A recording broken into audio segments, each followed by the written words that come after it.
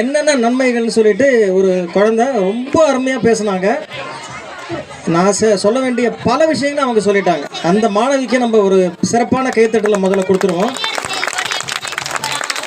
அசோக் நகர் பள்ளி மாணவி, அந்த மாணவி. கொரட்டூர் ஏரி பறவைகள் சரணாலயம் ஆச்சுன்னா நாமெல்லாம், அதாவது கொரட்டூர் ஏரியை சுற்றி இருக்கக்கூடிய இந்த பெருமக்கள் நீங்களாம் தமிழகத்துக்கு மற்றும் இந்தியாவுக்கு விவசாய நிலங்களை அதாவது நெல், மற்ற பயிர்கள், தானியங்கள் அனைத்தையும் காக்கக்கூடிய வேலைகளை பெரும்பணியை நீங்கள் செய்கிறீங்கன்னு அர்த்தம். நீங்களாம், அதாவது நாம். இது எப்படி சாத்தியம்னு நீங்கள் கேட்கலாம். அது ஒரே ஒரு எடுத்துக்காட்டு நான் உங்களுக்கு சொல்கிறேன்.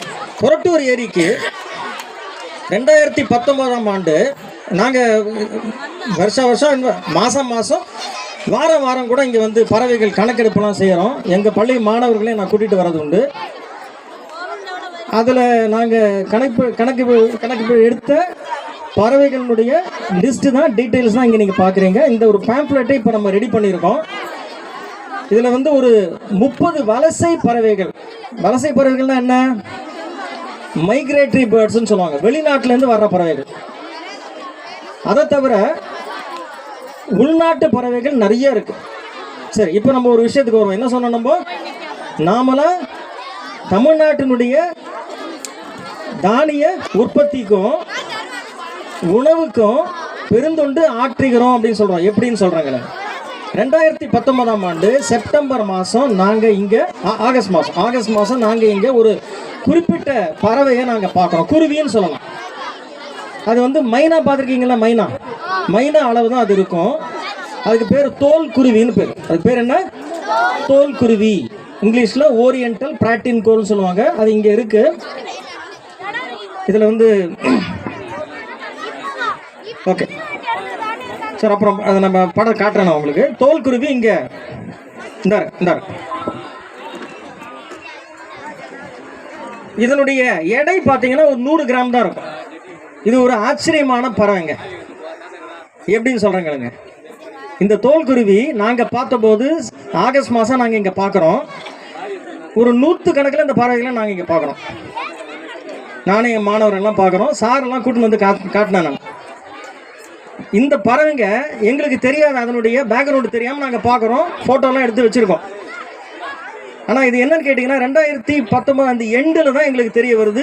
ஆஸ்திரேலியாவில், நல்ல கவனிங்க, ஆஸ்திரேலியாவோட வட மேற்கு பகுதியில் லட்சக்கணக்கில் இந்த தோல்குருவிகளை அங்கே கூடுதுங்க. எப்போ? பிப்ரவரி மாதம் கூடுது. நல்லா ஞாபகம், வருஷம் கூடும். இப்போ என்ன மாதம்? பிப்ரவரி மாதம். இந்த தோல்குருவி இப்போ எங்கே இருக்கும்? ஆஸ்திரேலியாவில் இருக்கும்.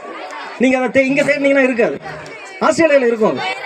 இந்த குருவியானது அந்த வருஷம் 2019 கிட்டத்தட்ட 5 லட்சம் குருவிகள், பறவைகள் அங்கே ஒன்று சேருது. ரைட்டா?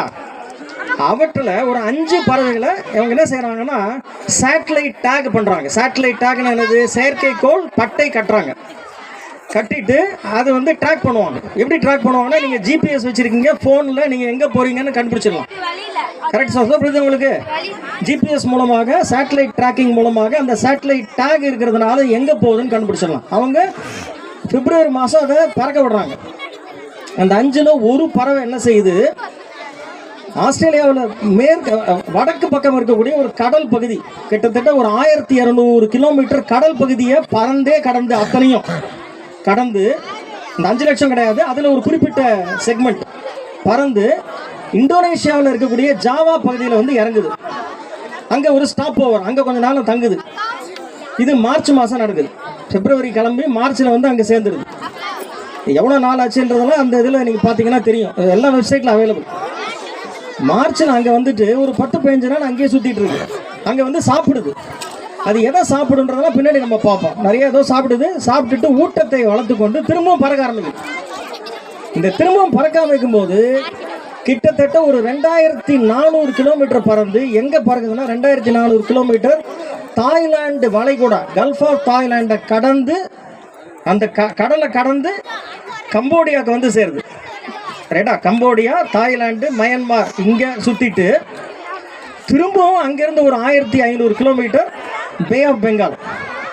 நான் சொல்கிறதுனா உங்களால் இமேஜின் பண்ண முடியாத தெரியல. பே ஆஃப் பெங்கால், அதாவது வந்து வங்காள விரிகுடா, வெஸ்ட் பெங்காலுக்கு சவுத்தில், வெஸ்ட் பெங்கால் சவுத் வழியாக அதில் கடந்து இந்தியாவினுடைய ஒடிஷாவில் வந்து இறங்குது. ஒடிஷா, இப்போ வந்து ஒடிசான்னு சொல்ல அந்த ஒடிசாவில் வந்து இறங்குது. இது மார்ச் எண்டு ஏப்ரலில் இது இறங்குது. பிப்ரவரியில் கிளம்புறது இங்கே வந்துருச்சு, இந்தியா வந்துருச்சு. அங்கேருந்து திரும்ப பறந்து ஃபைனலாக எங்கே டெஸ்டினேஷன் கேட்டிங்கன்னா கர்நாடகாவில் கிருஷ்ணா நதியில் ஒரு அல்மாட்டி என்ற ஒரு அணை ஒன்று இருக்குது. அல்மாட்டி டேம்னு சொல்லுவாங்க. பீஜப்பூர்னு கேள்விப்பட்டிருப்பீங்க, பாகல்கோட் டிஸ்ட்ரிக்டில் அங்கே வந்து இறங்குது. இதை சேட்டலைட் ட்ராக் பண்ண அந்த டீம் இருக்குது பாருங்கள், ஆராய்ச்சி பண்ணுற டீமு, அவங்க வந்து இங்கே இருக்கக்கூடிய ரிசர்ச்சர்ஸ் ஆராய்ச்சியாளர்கிட்ட சொல்கிறாங்க, கர்நாடகாவில் ஒரு ஆர்கனைசேஷன் இருக்குது, அவங்கக்கிட்ட சொல்கிறாங்க இந்த மாதிரி வந்து இறங்கிருக்கு, நீங்கள் அதை கொஞ்சம் வாட்ச் பண்ணுங்க அப்படின்ட்டு. இவங்க போய் வாட்ச் பண்ணுறாங்க, தேடுறாங்க, அவங்களால கண்டுபிடிக்க முடியல. 2 நாள் ஃபுல்லாக தேடினதுக்கப்புறமா அவங்க கண்டுபிடிக்கிறாங்க, அதை கண்டுபிடிச்சிட்டாங்க.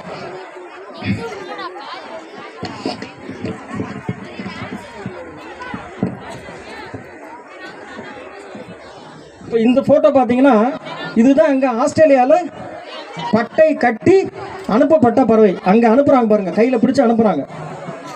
இந்த இடத்துல சின்னதாக ஒரு மஞ்சள் கலரில் ஒரு இது தெரியுது, அங்கே சின்னதாக ஒரு சின்ன ஒரு பார் மாதிரி இருக்கும், அதுதான் இந்த சேட்டலைட் டேக். நீங்கள் நினைக்கலாம் சேட்டலைட் டேக்லாம் கட்டிட்டா பறக்க முடியுமான்னு. நான் என்ன சொன்னேன், இதனுடைய எடை என்னன்னு சொன்னேன், ஒரு 100-110 கிராம் இந்த குருவியினுடைய எடை. இதனுடைய எடை எவ்வளோ இருக்கும்னா 5 கிராம் தான் இருக்கும். இந்த சேட்டலைட் டேக்கோட எடை 5 கிராம் தான் இருக்கும். இது அது ஒன்றும் செய்யாது, இது தாராளமாக பறந்து வர முடியும்.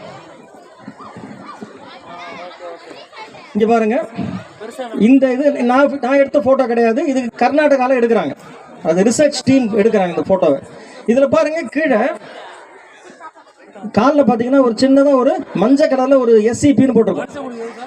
2 விதமாக டேக் பண்ணுவாங்க. ஒன்று பின்னாடி நான் சொன்ன அந்த சேட்டலைட் டேக், இன்னொன்று வந்து இந்த மாதிரி ரிங்குன்னு சொல்லுவாங்க அல்லது பார்னு சொல்லுவாங்க. இதை வச்சு ஃபோட்டோகிராஃப் எடுத்து இது வந்துருச்சு. எங்கே வந்துருச்சு? இப்போ கர்நாடகா வந்துருச்சு. எங்கேருந்து கிளம்பி வந்திருக்கு?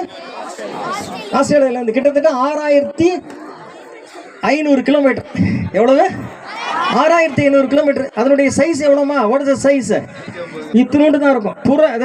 புறாவோட சின்னதுங்க. மைனா பார்த்துருப்பீங்கன்னு நினைக்கிறேன். மைனா சைஸ் தான், அதே சைஸ் பறந்து வந்திருக்கு.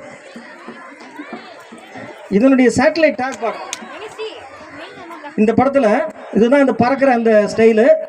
பின்னாடி இந்த இடத்துல பார்த்தீங்கன்னா சின்னதாக ஒரு கோடு மாதிரி இருக்கும். அந்த கோடு தான் இந்த ஆண்டனா. ஏரியல் வேணும் இல்லையா? சேட்டலைட் டேக் இது பண்ணோன்னா ஏரியல் ஆண்டனா வேணும். அந்த ஆண்டனா அது.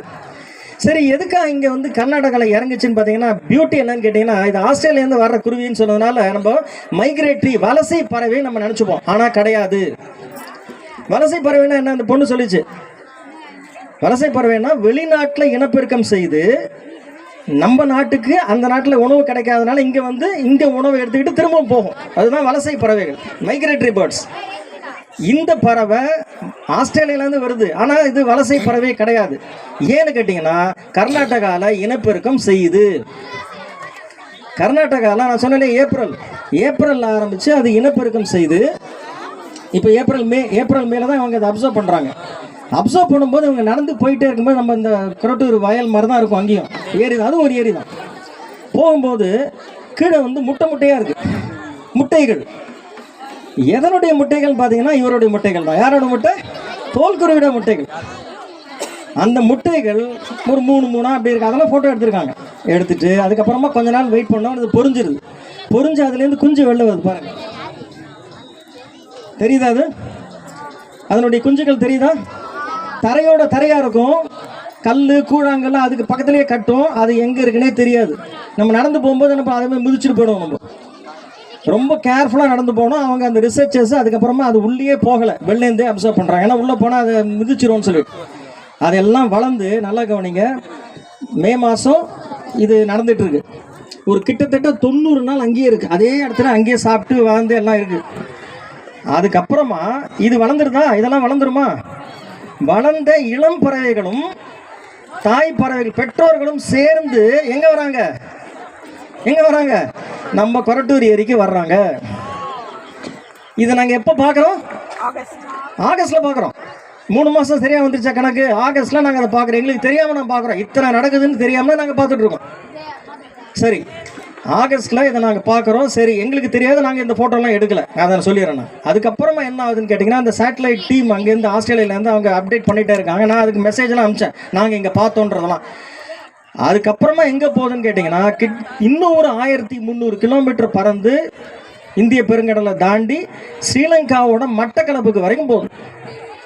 மொத்தம் ஆஸ்திரேலியாவிலேருந்து கிளம்பி எவ்வளோ கிலோமீட்டர்னு கேட்டிங்கன்னா கிட்டத்தட்ட 8000 கிலோமீட்டர். சரி சார். அதுக்கப்புறமா அந்த சேட்டலைட்டாக அந்த சிக்னல் போயிடுச்சு. அது ஒன்று அந்த பறவை செத்துருக்கலாம், இல்லை அந்த சேட்டலைட்டாக அந்த பேட்டரி போயிருக்கலாம், வாட் எவர் இட் இஸ். அதுக்கு மேலே அவங்களால தெரியல.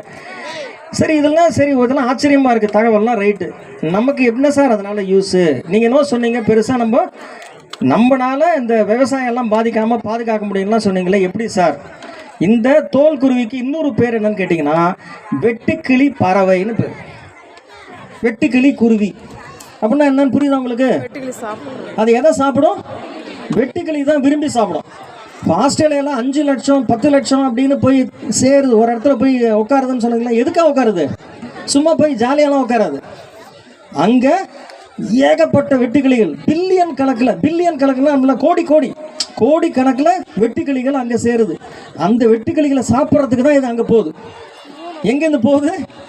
ஸ்ரீலங்காலேருந்து திரும்ப போகும். ஸ்ரீலங்காலேருந்து போய் அங்கே போய் சாப்பிட்டுட்டு திரும்ப வருது. பார்த்தீங்களா? வர வழியில் இந்தியாவிலேயும் அந்த வெட்டுக்கிளி இருக்கும் இல்லையா? இந்தியாவிலேயும் வெட்டுக்கிளி பாப்புலேஷன், அதாவது 2020 நீங்கள் சிலருக்கு ஞாபகம் இருக்கலாம், லோக்கஸ்ட் ஸ்வாம்னு சொல்லிட்டு நார்த் இந்தியாவில் ஃபுல்லாக பஞ்சாபில் ஆரம்பித்து ஹரியானா, ராஜஸ்தான், உத்தரப்பிரதேசம், மத்திய பிரதேஷ், இந்த இடத்துல எல்லாத்துலேயும் த்ரூ அவுட் அந்த ஃபீல்டு அந்த கிராப்ஸ் எல்லாத்தையும் அழிச்சிருச்சு. யார் அழிச்சாங்க? வெட்டுக்கிளி. என்ன பண்ணுன்னு தெரியலையா? வெட்டுக்கிளி எல்லா இலையையும் கடிச்சு சாப்பிட்றோம், எதுவுமே விட்டு வைக்காது. இந்த பயிர் எல்லாம் நாசம், சுத்தமாக நாசம். எல்லாம் அவங்க என்னென்னவோ அடிக்கிறாங்க, பெஸ்டிசைட் அடிக்கிறாங்க, ட்ரம்ஸு தட்டுறாங்க, பாட்டு பெரிய அந்த மாதிரி மியூசிக்லாம் வைக்கிறாங்க. ஒன்றுமே நடக்கல, போகவே மாட்டேங்குது. அத்தனையும் அப்படியே உட்காந்துக்குது. வீடெல்லாம் மாடியெல்லாம் உட்காந்துக்குது. ரொம்ப பெரிய கஷ்டம் அது.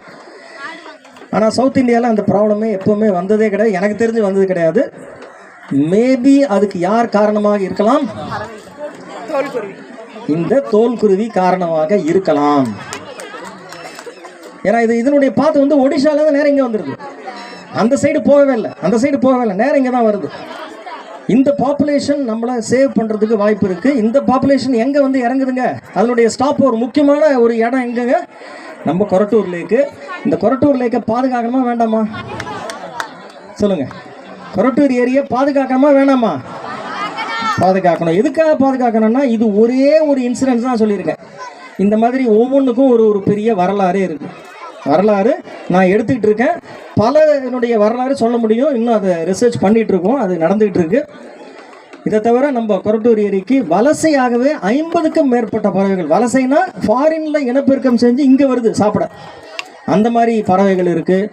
இங்கேயே இனப்பெருக்கம் செய்யக்கூடிய, நம்ம ஏரியிலே இனப்பெருக்கம் செய்யக்கூடிய ஒரு 10லேருந்து 15 பறவைகளை நம்ம இங்கே நோட் பண்ணிடுவோம். அதில் 2 அரிய பறவைகள் உள்ளன, ரேர் பேர்ட்ஸ்ன்னு சொல்லுவாங்க. 2 அரிய பறவைகள், பைடு ஸ்டார்லிங்னு சொல்லுவாங்க, பொறி நாகனவாயின்னு தமிழ் அதுக்கு பேர். அதே மாதிரி எல்லாரும் பார்த்துருப்பீங்க, பெருசாக ஒரு பறவை இருக்கும், பெலிக்கன்னு சொல்லுவாங்க, கேள்விப்பட்டிருப்பீங்க. கூழைக்கடான்னு தமிழில் சொல்லுவாங்க. பெரிய பறவை அது நம்ம ஏரியில் இனப்பெருக்கம் கூடு வச்சிருக்கிறதா சார் தான் அப்சர்வ் பண்ணி சொன்னார். இந்த விஷயங்களே போதும் நம்ம கொரட்டூர் ஏரியா ஒரு முக்கியமான ஈரநிலமாக, அதாவது வெட்லேண்டாக, முக்கியமான பறவைகள் சரணாலயமாக அரசு அறிவிக்க மிக முக்கியமான